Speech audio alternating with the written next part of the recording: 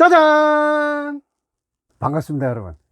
우리는 지금 세상에 공짜는 없다라는 문장으로 긍정선택의 비법을 이야기하고 있습니다. 세상에 공짜는 없다라는 얘기를 잠깐 다시 해볼까요?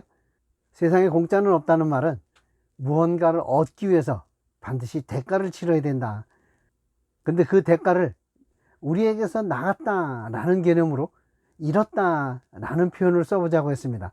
그러니까 무언가를 얻기 위해서는 반드시 무언가를 잃어야 된다. 그것이 세상에 공짜는 없다라는 말이었습니다. 그럼 반대로 뭔가를 잃었다면 반드시 뭔가를 얻어야 된다. 이것이 세상에 공짜는 없다라는 말이라고 지난번에 말씀을 드렸습니다. 그런데 우리는 지금 긍정선택의 비법을 이야기하는 거니까 뭔가를 얻기 위해서 뭔가를 잃어야 된다라는 게 아니라 뭔가를 잃었을 때 우리는 어떻게 긍정을 선택할 수 있는가라는 부분을 이야기하는 것이기 때문에 뭔가를 잃었으면 반드시 뭔가를 얻어야 된다라는 얘기를 하고 있는 중입니다. 지난 시간에는 제 사례를 이야기를 했고요.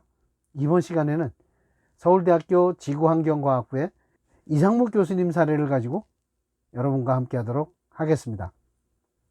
2006년에 이상묵 교수님은 제자들과 함께 미국의 지질 탐사를 떠나십니다. 그 탐사 여행에서 차량이 전복하는 사고가 발생하고요. 그 사고로 인해서 이상묵 교수님은 3일간 혼수 상태에 빠지십니다. 그리고 혼수 상태에서 깨어나서 전신마비 장애 판정을 받으십니다. 전신마비 장애자는 할 수 있는 게 호흡하고 음식물을 넘기고 목이나 얼굴을 움직이는 정도만 하실 수 있는 겁니다. 의사들이 말하기를 목 아랫부분은 본인의 몸이라고 볼 수 없다라고 이야기를 하세요. 전신마비라는 게 어떤 상태냐면요, 마취 없이 수술을 해도 고통을 느끼지 못하고요, 배가 아파도 소변이 마려워도 느끼지 못하는 겁니다.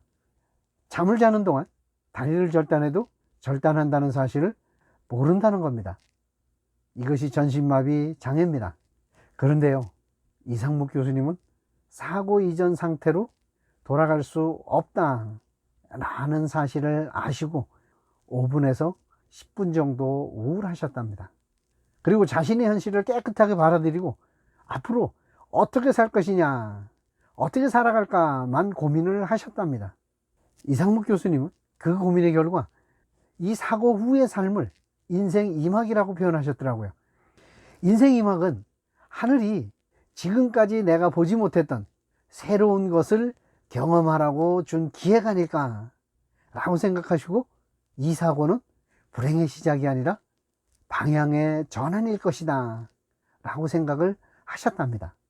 그러면서 이상묵 교수님은 본인이 행운아라고 얘기를 하세요. 어떤 행운아냐면요, 첫 번째는 미국에서 사고 난 것을 행운이라고 얘기를 하세요. 자, 미국에 뭐 의료기술이 발달되고 이런 것도 있지만 미국에 있으니까 한국의 지인들이, 주변 사람들이 찾아오지 못했다는 거죠. 만약에 한국에서 사고가 났으면 주변 사람들이 찾아와서 어디 가서 어떤 걸 하면 좀 나아진다, 뭐 침을 맞아라, 뭐 해라, 이거 해라, 저거 해라, 이러면 좋다, 저러면 좋다, 참 많은 분들이 관심을 갖고 이야기를 해줬을 거라는 겁니다. 근데 그런 얘기를 들으면요, 가족들이 솔깃한다는 거죠. 근데 그런 방법들이 대부분 잘못된 것이라는 거죠. 근데 미국에서 사고가 났기 때문에 미국의 의사의 지시만 그대로 따라서 더 나은 치료를 받을 수 있었다라고 얘기를 하십니다. 두 번째는요, 이분이 3일간 혼수 상태에서 있으면서 생생하게 꿈을 꿨답니다. 그 꿈 속에서 죽음을 여러 번 경험을 하신 모양이에요. 그래서 이제 죽을 수 있겠구나 라고 생각을 하셨대요. 죽을 준비가 되신 거죠. 그런데 살아나신 겁니다. 그러니까 살아난 것만으로도 감사하다, 행운하다 라고 이야기를 하세요. 정말 재밌는 건요, 머리를 다치지 않아서 행운하다 라고 이야기를 하세요. 무슨 얘기냐면요, 과학자신데요, 몸은 멀쩡하고 머리가 다쳤으면 어쩔 뻔했느냐라는 얘기예요. 그게 정말 큰 불행 아니었겠느냐. 그러니까 머리를 다치지 않은 것이 행운하다 라고 정말 웃으면서 얘기를 하세요. 뭐 사고 전에는 그렇게 잘 웃고 그렇게 긍정적이라고 생각을 안 하셨다는데 사고 후에 되려 많이 웃으시고 더 긍정적이 되셨다고 하시더라고요. 네 번째 행운은 IT 기술을 이야기하세요. 이상목 교수님은 이 볼 마우스라는 거하고 헤드 마우스라는 걸 사용하세요. 그 헤드 마우스를 이용해서 이 휠체어를 조정하고요. 볼 마우스를 이용해서 컴퓨터를 조정합니다. 컴퓨터에 말을 해서 컴퓨터를 통해서 강의를 하고 글을 쓰십니다. 그래서 IT 기술 덕에 본인은 교수로 복직할 수 있었다.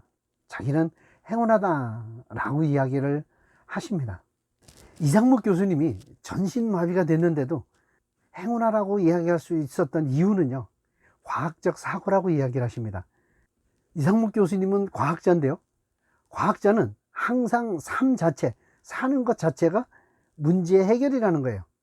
그러니까 어떤 문제가 주어지면 문제가 주어졌네, 그리고 그 문제는 단지 그냥 해결 과제일 뿐이라는 거예요.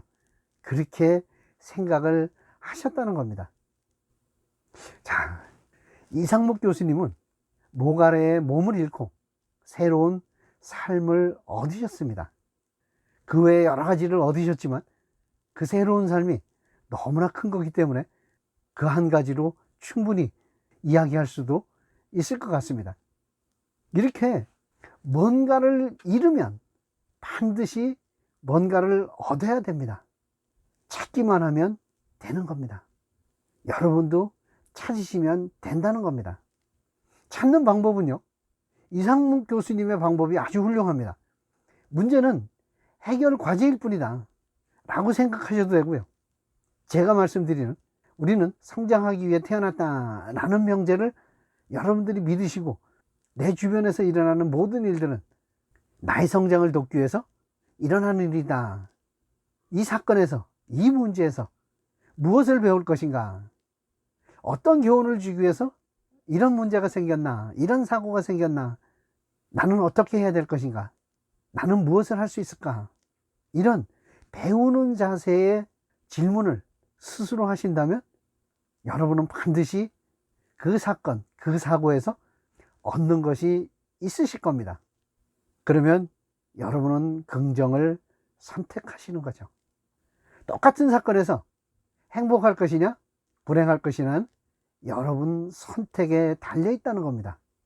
어떤 일이 불행이고 어떤 일이 행복이 아니라 어떤 일에서도 여러분이 행복할 수도 있고 불행할 수도 있다는 겁니다. 다시 얘기합니다. 여러분의 선택입니다. 자, 오늘은 이상목 교수님의 사례를 통해서 뭔가를 잃었다면 반드시 뭔가를 얻어야 된다 라는 것을 여러분과 함께 했습니다. 다음 영상에서는요, 또 다른 사례를 통해서 정말 뭔가를 잃었다면 반드시 얻어야 되는지 여러분과 다시 한번 확인해 보는 시간을 갖도록 하겠습니다. 다음 영상 기대하셔도 좋고요, 다음 영상에서 뵙겠습니다. 굿바이 스트레스!